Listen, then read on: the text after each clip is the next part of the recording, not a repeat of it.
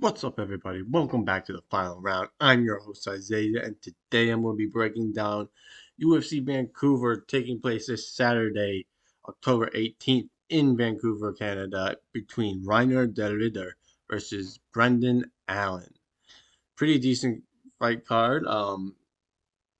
It was supposed to be Reiner de Ridder versus Fluffy Hernandez, which honestly could have been the number one contender fight, but that was probably going to go to Imlov. But yeah, it's a pretty solid fight. Now we've got a couple fights on the card, so let's get right into it and break it down. And before I get into it, make sure to like the video, leave a comment, subscribe, turn on the post notifications when you get notified whenever we post a video. Anything's appreciated. And with that, let's get right into the breakdown. First fight of the night, we have Melissa Croden versus Tayanara Lisboa. I am going to have to be choosing. Was it Tainara? No, Croden. Melissa Croden. I'm choosing Melissa Croden. Um, Mostly because you look at this fight, and yes,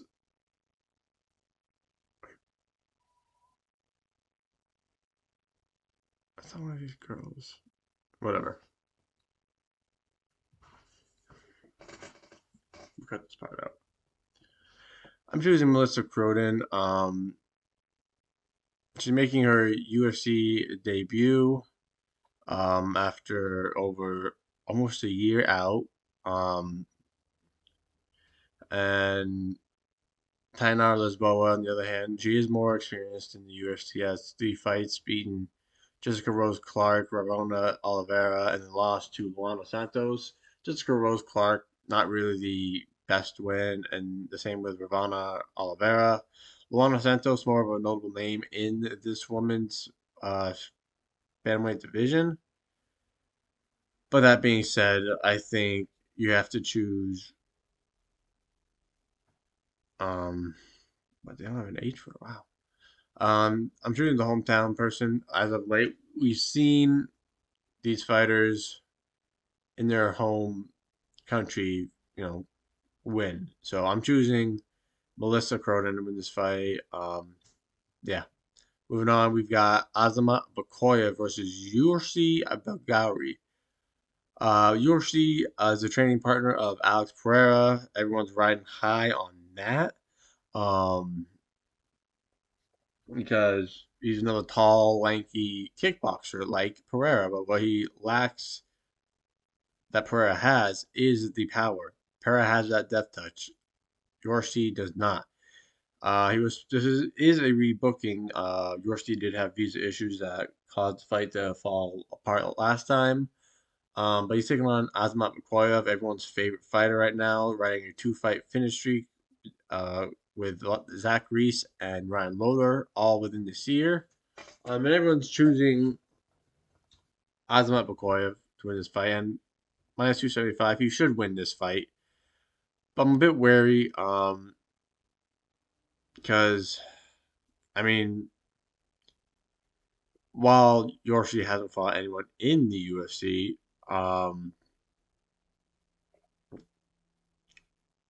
Bakoyev is at a 5-inch disadvantage, height disadvantage, and a 5-inch reach disadvantage. So that's going to play in factor.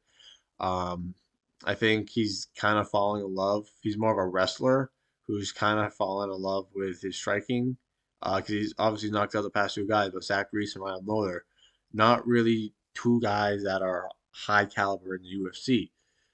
So I think UFC does have a chance to win this fight. But with that being said, I am going to be choosing Azamat Bakoyev to win this fight. I think he's on a streak right now. He will have a bit of difficulty getting into the pocket with Yorsi's long reach. But I think once he does and he starts landing on the chin, I don't know how suspect Yorsi's chin is. Um, but I think Azamat Bakoyev walks into this fight, probably finishes him. Honestly, no. I think if anything, he gets a decision off of Yorsi just due to the height disadvantage. But pick's going to be Azamat Bakoyev. And moving on, we've got Stephanie Luciano versus Ravana Oliveira. This might be the fight I was thinking about. I got the two wins fight fucking mixed up, but I'm gonna be choosing Stefiano Luciano, and there's a big factor why I am choosing her. Um, because you look at Ravana Oliveira, her last fight was basically 2 years ago, and she's been out with a massive knee injury. She had to get surgery on that knee. So once you get surgery on that knee, it's not really ever the same. And while in her last three, um, Stefiana has gone to a draw, win, and then a loss. But that loss being Sam Hughes is the prospect killer in the women's division, in the women's strawweight division. But and then another thing is, it looks like Ravina is dropping down in weight like a lot. Like this is a strawweight bout. Ravana has fought at, I think flyweight and bantamweight. So it's a drop down in weight off of a 2 year layoff off of a bad knee injury and bad knee surgery against a girl who looking pretty good. So that being said, I am picking Stephanie Luciana to win this fight and probably edges it out by decision, if not a late submission, but probably a decision for Stephanie Luciana. And then moving on, we've got Kyle Prepelec versus Drew Dober. I'm going to be picking Drew Dober to win this fight. You look at them, Drew Dober, more experienced guy. He is on a three fight skid right now. In his last five, he's 1-4, with that only win being Ricky Glenn 2 years ago. And Ricky Glenn, like, come on, man, Ricky Glenn. I don't even know if Ricky Glenn is still in the UFC at this point. And since then, he lost by decision to Renato Moicano, lost by doctor stoppage to John Silva, and then last fight got put out by Manuel Torres. I don't know if the chin's still there. He's 36 years old. He might be on the back end of his career, dude. Especially with him getting hurt in each of his fights and getting beaten up badly. It might be a telling sign for him. But he's taking on Kyle Prepelec, who isn't, proven yet in the UFC. Came in on a short notice fight with Benoit Saint Denis at 315, where he gave Benoit a little bit of issues in that first round, where Benoit had to take him down in the second and then submit him. But I don't know. Drew Dober should win this fight, right? They're basically the same age. Drew Dober being a couple months older. Um, Kyle's only a little bit taller, but they have the same reach. And I mean, Kyle is a durable guy. He was getting hit with some pretty decent shots by Benoit, but I'm picking Drew Dober. It's a very hesitant pick just based off how he's looked in his recent fights. He's fighting basically almost every 6 months, every 8 months, so good recovery in between his fights. But as a minus 480 favorite with how he's been looking, those odds are not worth it. Drew Dober should not be a minus 480 favorite, and I don't know if he even comes in here and finishes Kyle Prepelic. So I'm going to pick Drew Dober, winning by unanimous decision. Drew Dober by split decision. They're in Canada. They'll probably one judge will give it to Kyle if it's close. So Drew Dober by split decision. Then moving on, we've got Danny Barlow versus Jordan Santos. That D is silent. Um, man, just fucking hard one to choose.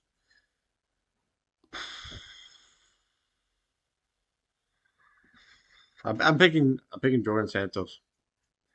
I know Jake, my co-host, probably is on the other side. He's picking Danny Barlow, but Danny Barlow, coming off a finish loss to Sam Patterson 7 months ago, is now moving up in weight to 185.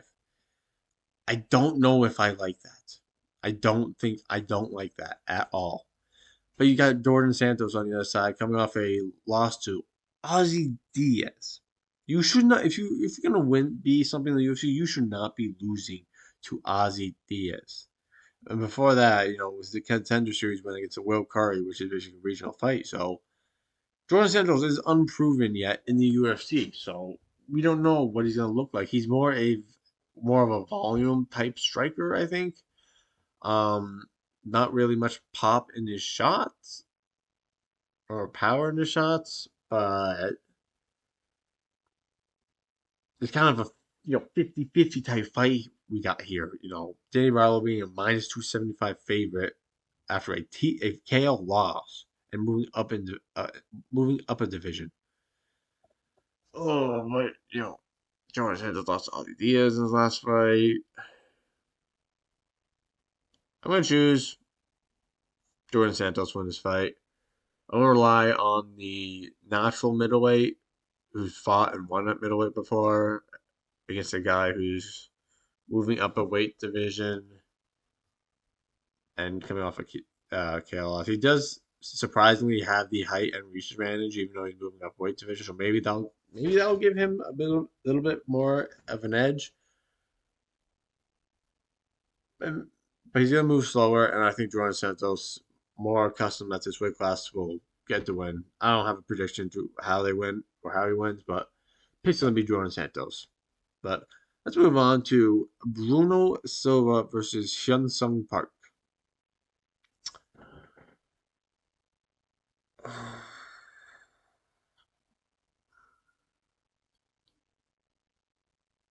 I'm picking Bruno Silva to win this fight. He is on a skid. Coming off of was it 2-3? A two-fight skid. Where he got TKO by Mel Cop and then basically TKO KO by Joshua Van at 316, which we were there. But before that, he had a KO win over Cody Durden where he was losing that fight where he got a comeback uppercut, I believe it was, and dropped Cody. But since then, he's been on a skid, but he's fought in some of the best. And while Cody Durden isn't the best, and while he got his ass beat before his win, he still got the win. But you got Hyun Sung Park coming off his loss 2 months ago to Tessa Tara. Um, I mean, his best win in the UFC is Carlos Hernandez.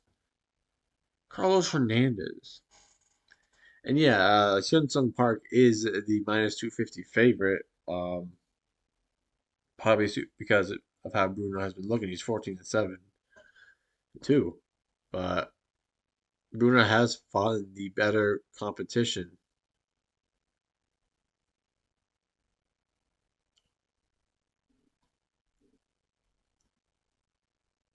in his last two fights.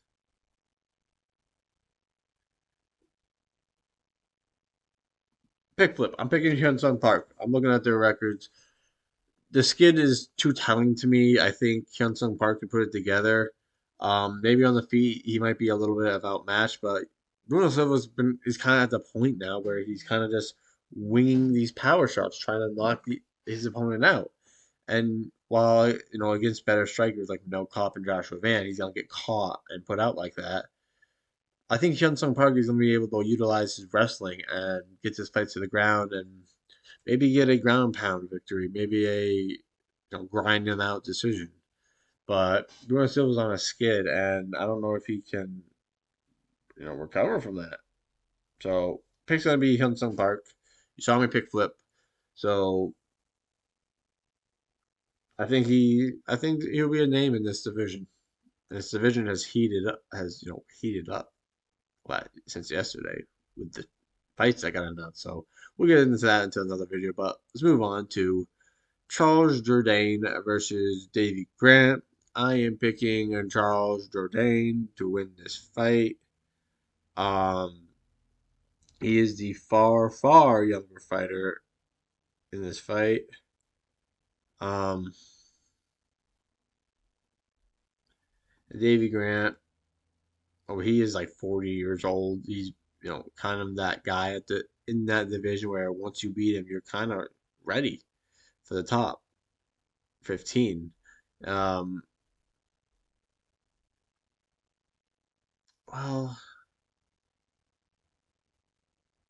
He beat Victor Henry in his last fight, Charles Jourdain, which is almost a year ago. And then before that, lost to John Silver by TKO and John Woodson by split decision, beating Ricardo Ramos, Con Gracie, Davey Grant coming off that win over Demont Blackshear and Roman Tavares, lost to Daniel Marcos, Rafael Sunzo, Lucas Smoka. The question is, because you look at Charles Jourdain wins, they're not that good. They have not aged well. Like Victor Henry, Ricardo Ramos, we kind of see what he is at this point, and Cron Gracie. That's all I'm gonna say. Cron Gracie, fucking bum. Is this the moment where Charles Jourdain puts it together? That's just the question. And he's fighting in his hometown. He's a slight favorite. If Charles Jourdain is gonna win this, he's going to eke it out by split decision. Davey Grant's gonna make this a fight. He fought 2 months ago, dude.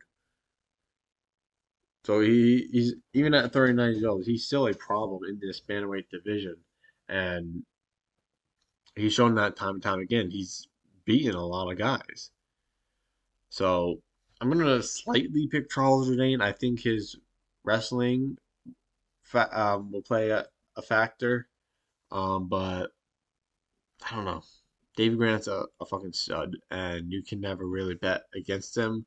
I would not be surprised if Davey Grant edges out a fucking victory over Charles Jourdain because this Charles Jourdain doesn't put it together. We've seen that before. It wouldn't be surprising. But the pick's going to be Charles Jourdain by split decision or something. But let's move on to the main card. We got Kyle Nelson versus Matt Favola. The steamroller Matt Favola.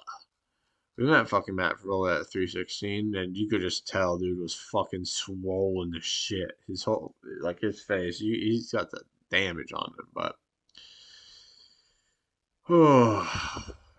um, it's a hard one because Matt Favola come off a two fight skid to 2 fight KO skid between Benoit Saint-Denis and Farazian.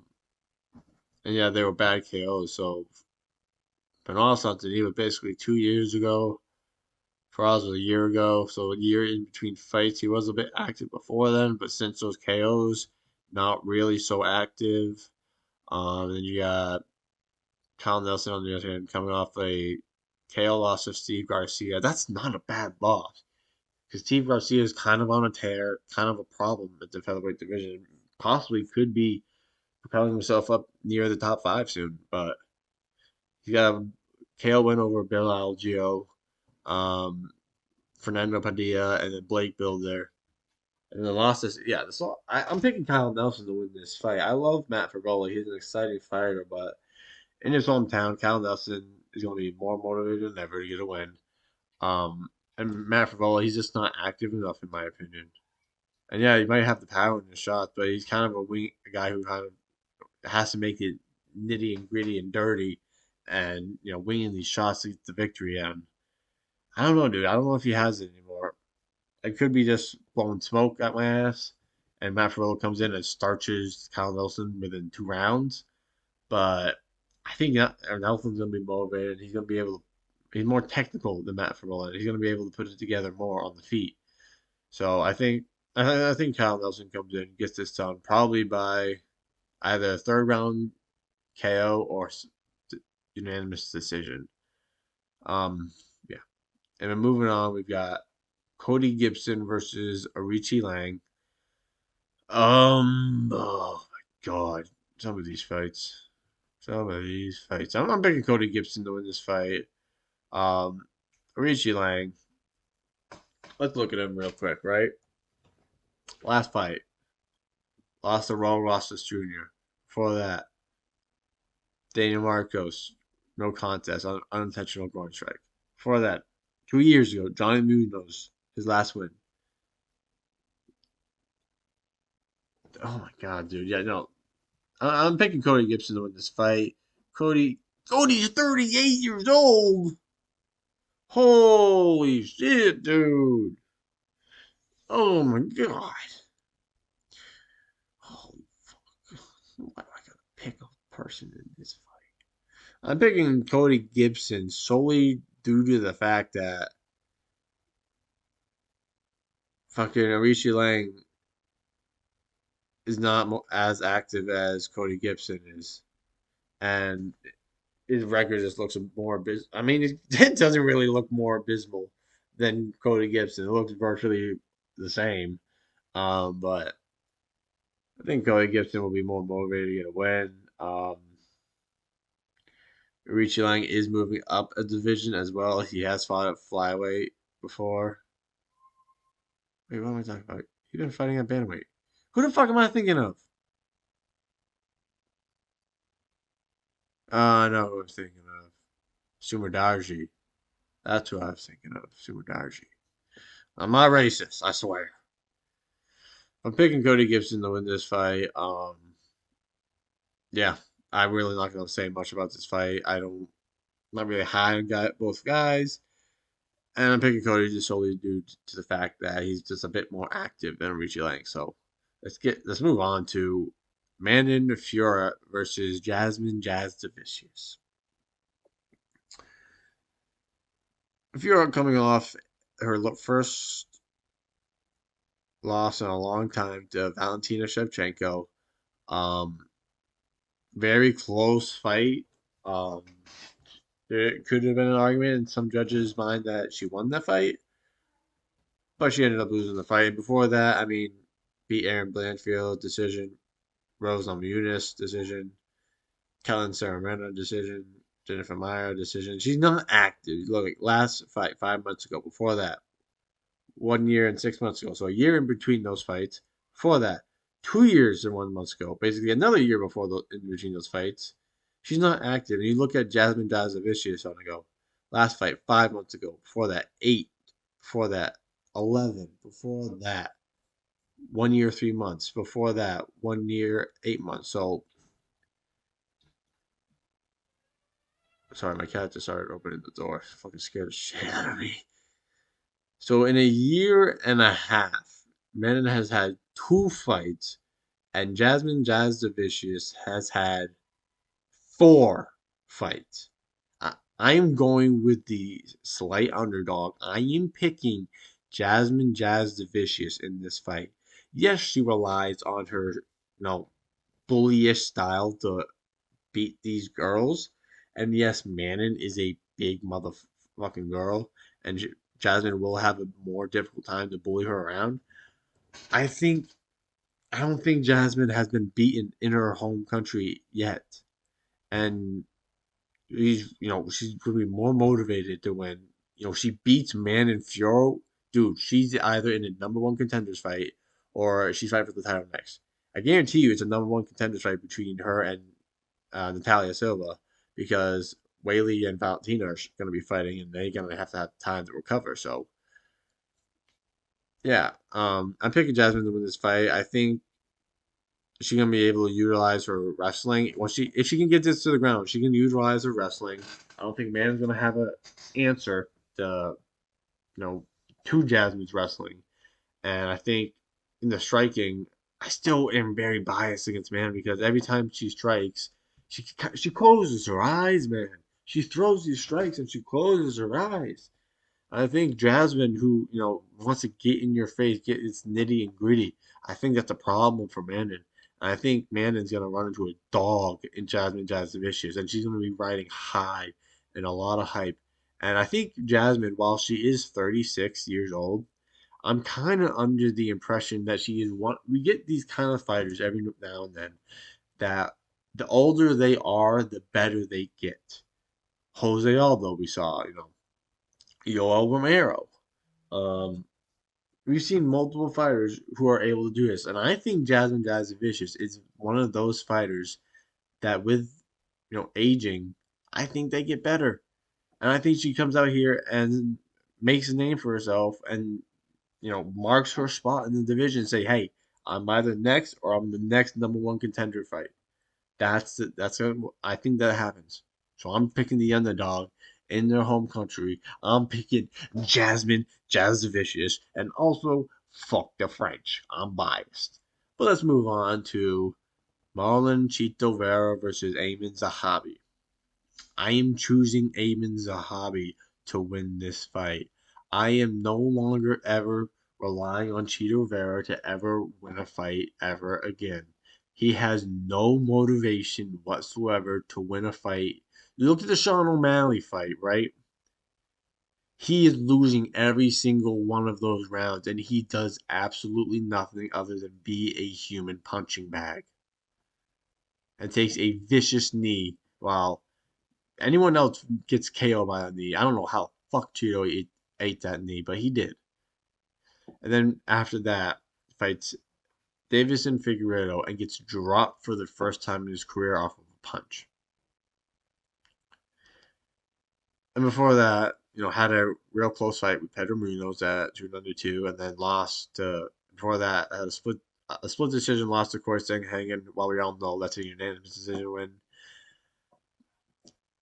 I don't he's 30, he's only 32 years old, but he's no longer motivated. He doesn't really care, it seems. On In fight years he's old because he's been here for a long time, but Eamon's a hobby, he's not that good either. I don't that Javid Basharat fight, I don't know if he won because it was Eamon's corner going ah.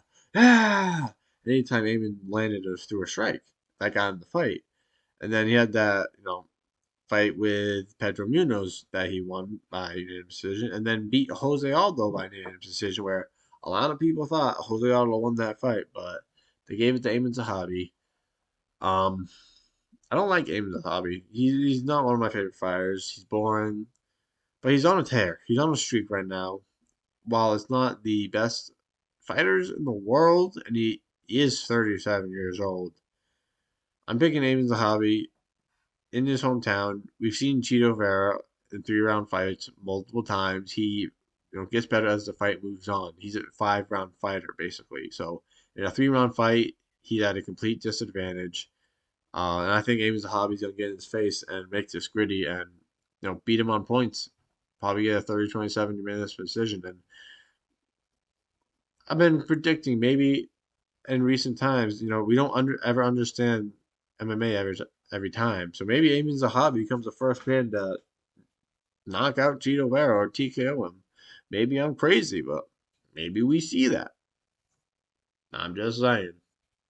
My pick's gonna be Amy Zahabi, but let's move on. Got the co-main event. We got Kevin Holland versus Mike Malott. I'm choosing Mike Malott to win this fight.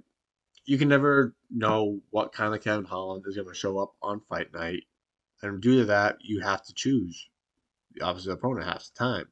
So, and you know, Mike Malott back in his home country. Last time he fought here, he lost to Neil Magny.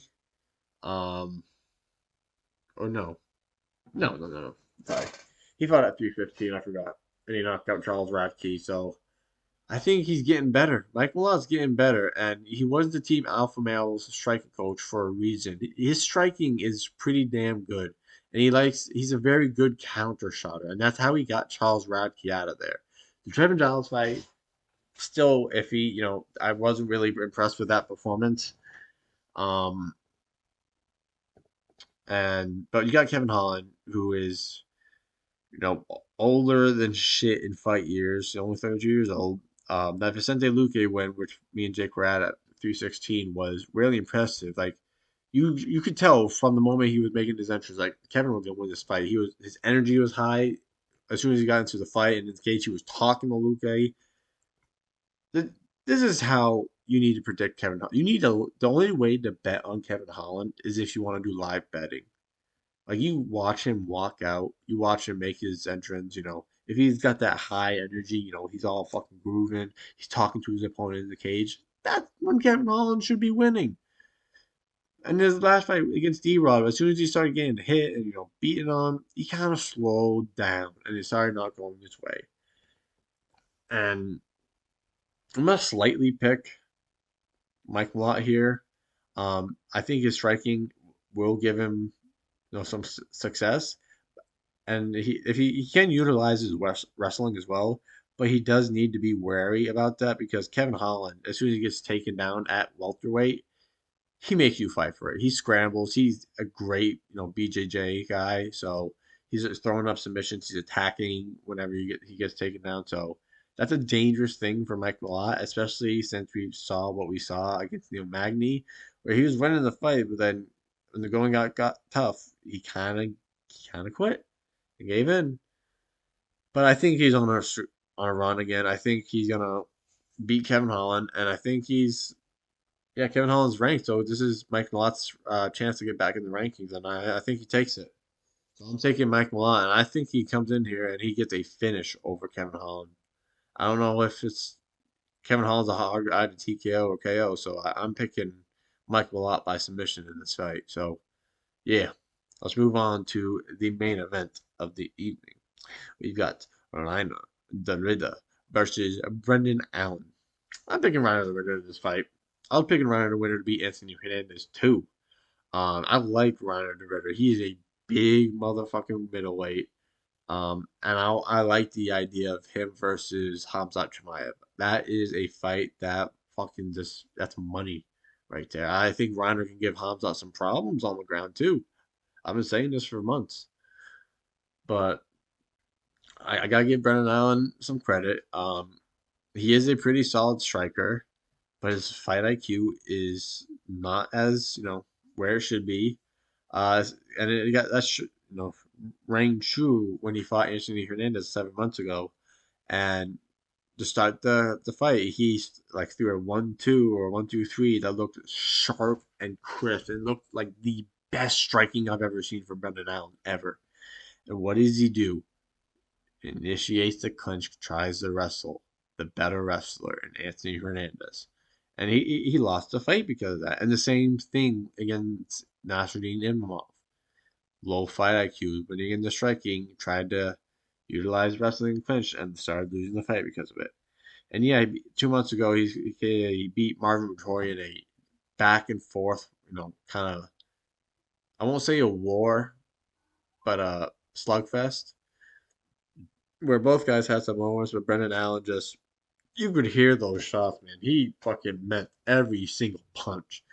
And I'll give him credit. He's a good fighter. He's a solid fighter. He's a top 10 middleweight for a reason. But against a guy like Brendan Allen, or against a guy like Reiner de Ritter, I think he's gonna run into a brick wall. I don't think Brendan Allen can come in here and TKO or finish him.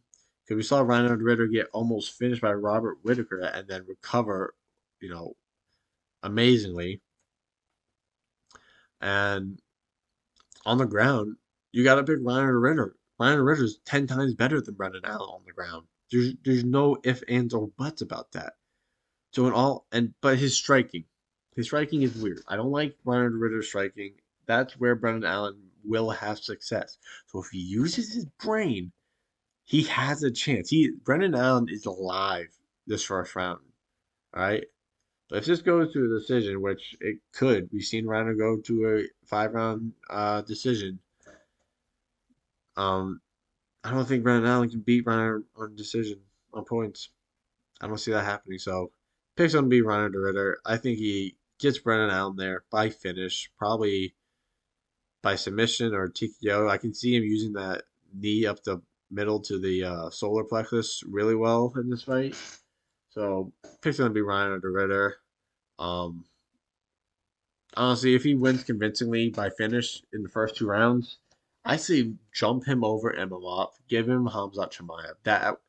That might on Paramount next year is money, dude. It's money. I'm telling you. And Reiner de Ritter will give Hamzat Chimaev the most amount of problems he's had since Gilbert Burns. He's gonna fight Hamzat on the ground. I guarantee you that.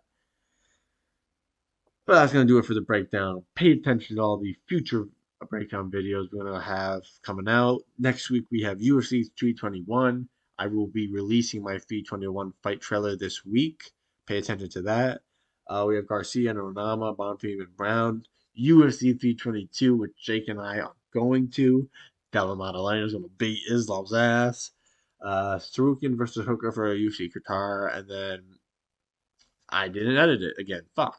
We had a UFC 323 headlined by Marab and Yan to co-main Pantoja versus Van, and then December 13th, Revolve versus Cop to end the year off. So thank you all for watching.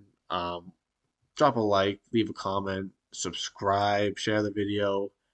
Anything's appreciated. And remember, all the greatest fighters leave it all in the final round. Peace.